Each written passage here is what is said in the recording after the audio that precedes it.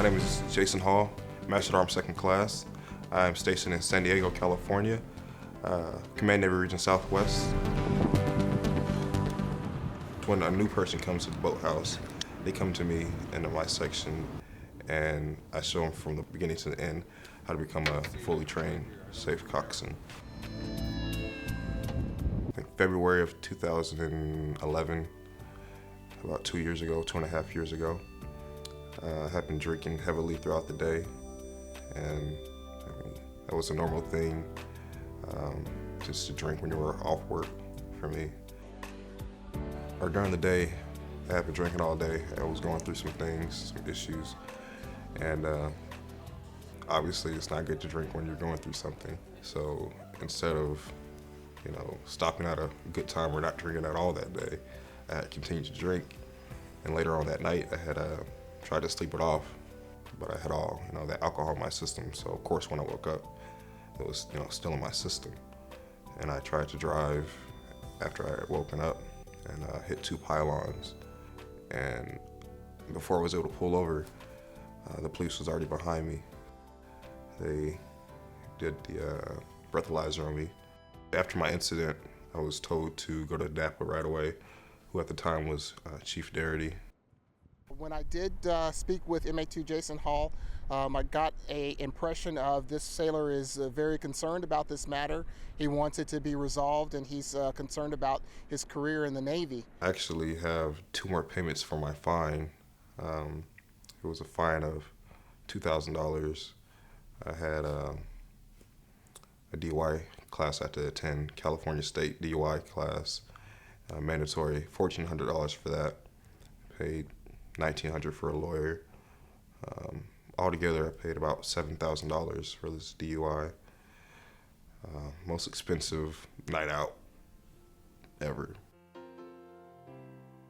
I had to return to work a few days later, or a day later. All these different people looking at you a certain way, and it wasn't easy. Like, I hit rock bottom. It was a period of depression. After my incident, I was told to go to DAPA right away. I think it was actually helpful. Even if you don't have an incident, if you feel, I think, you have any type of alcohol problem, or you just drink too much, more than you should, then it's worth, checking yourself in. I think genuinely he felt like he did make a mistake, and he wanted to own up to the mistake and obviously make amends to what had happened. He consistently comes to me to look for other ways to reach out to sailors, to educate them on the dangers and consequences of driving under the influence.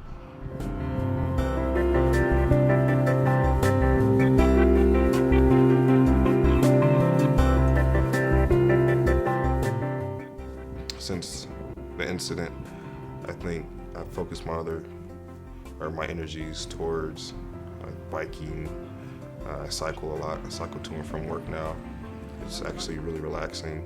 I get to work and I feel refreshed.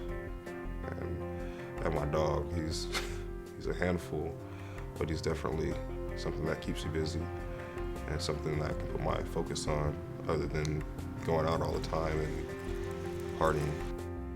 Cooking relaxes me definitely, because I'm able to just put everything away out of my mind and just focus on what I'm doing, just the food, and making the food really good.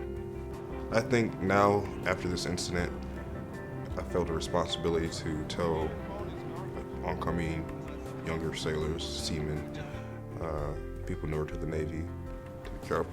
I tell people about my incident. I don't like talking about it all the time, but I tell people, like friends and my family, so that the same thing doesn't happen to them. I actually get upset when I see people making the same mistakes that I did and having the thought that it won't be them. I used to think the same thing, that it wouldn't be me, and it definitely was me.